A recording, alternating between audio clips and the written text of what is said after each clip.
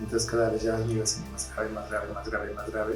De hecho yo me empezaba a poner morado, así de la gravedad y ya delirando. De hecho ya casi, yo me acuerdo que entré en el hospital, no sé, 11 de la noche. Ajá. Y de repente, según yo salí esa misma noche, pero no estuve ahí 2 días.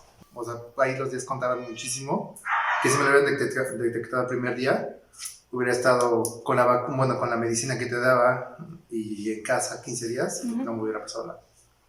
Y sin embargo fue muy grave. O sea, yo ya llegué al hospital, me dijeron te vamos a tener que dormir porque estás muy, muy, muy grave. De hecho no sabían si realmente qué tan, o sea, estaban tan llenos mis pulmones de agua. Ajá. Que me costaba por eso mucho trabajo respirar y por eso ya estaba morado y delirando, o sea, estaba horrible.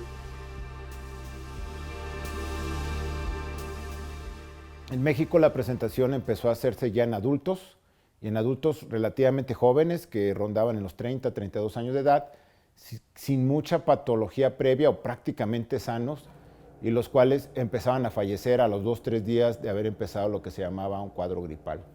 Eso hizo que esta presentación atípica se alertara al sector salud, se alertara a la Dirección General de Epidemiología y se empezaron a estudiar los casos.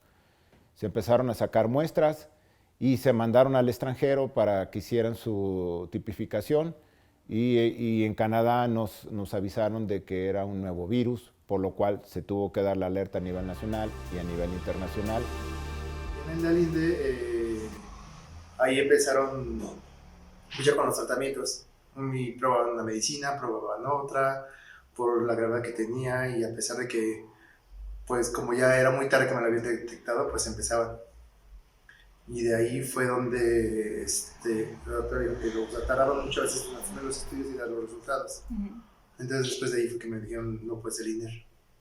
Pero era muy riesgoso moverme de un hospital a otro.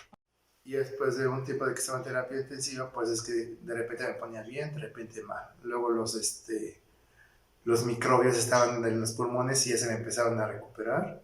Y se pasaba el microbio como otro pulmón. Y luego así. Y entonces, y luego empezaba a fallar que el páncreas, y luego que el hígado por tanta medicina. Y ya fue lo que dijeron, pues es que aquí nos recoma para que no tenga para que no tuviera ningún movimiento y mi cuerpo estuviera completamente relajado. Y fue ahí cuando ya hicieron la placa también. Tenía aquí, bueno, tengo cicatrices aquí, esta y tengo acá. ¿Y las de aquí?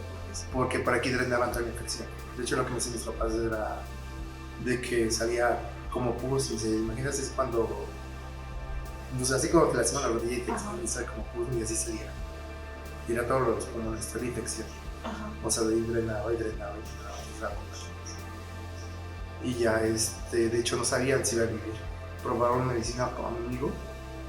De hecho, porque había varias ampolletas que habían puesto, pero la ponían como para tipo neumonías muy fuertes, pero no sabían si iba yo a reaccionar.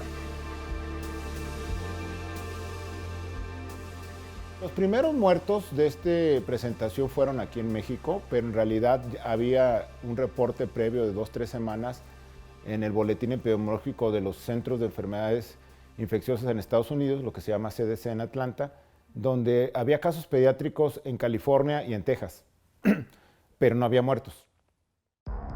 Para mí la enfermedad yo no despertaba. O sea, literal, yo ya no. Entonces ya no.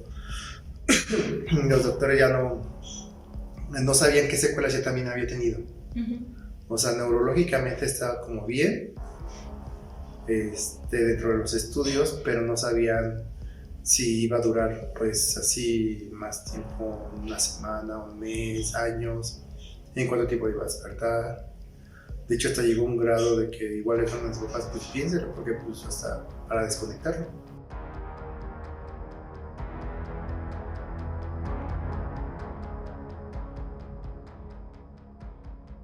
Yo fui de hecho en aquella ocasión el comisionado nacional para la influenza en México.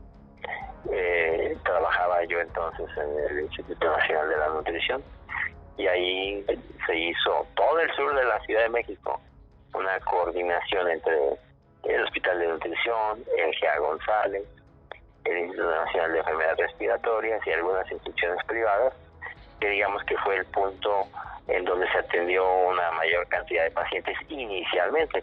Después esto se llevó a las instituciones de todo el sector público, Hospital General, Instituto Mexicano del Seguro Social, pero digamos que el epicentro fue ahí, esa zona del sur de la Ciudad de México. Ahí lo que se hizo fue dividir, de tener a los pacientes en la calle, que no entraran al instituto, y diagnosticarlos en la puerta de entrada, lo que se llamaba un triaje, como en la guerra, ¿verdad? Y entonces yo lo que les decía es que las filas eran hasta la calle. El primer día recuerdo que las filas, el 23, 24 de abril, la fila llegaba desde la puerta de nutrición hasta la esquina, y eran más de, yo creo, 150 metros. La cola que buscaban atención, se atendieron muchísimas. Por fortuna esas personas no estaban tales como las que teníamos ya hospitalizadas, que inició como respondieron. Vimos literalmente miles de pacientes entre todos los hospitales del sur de la Ciudad de México, cientos todos los días.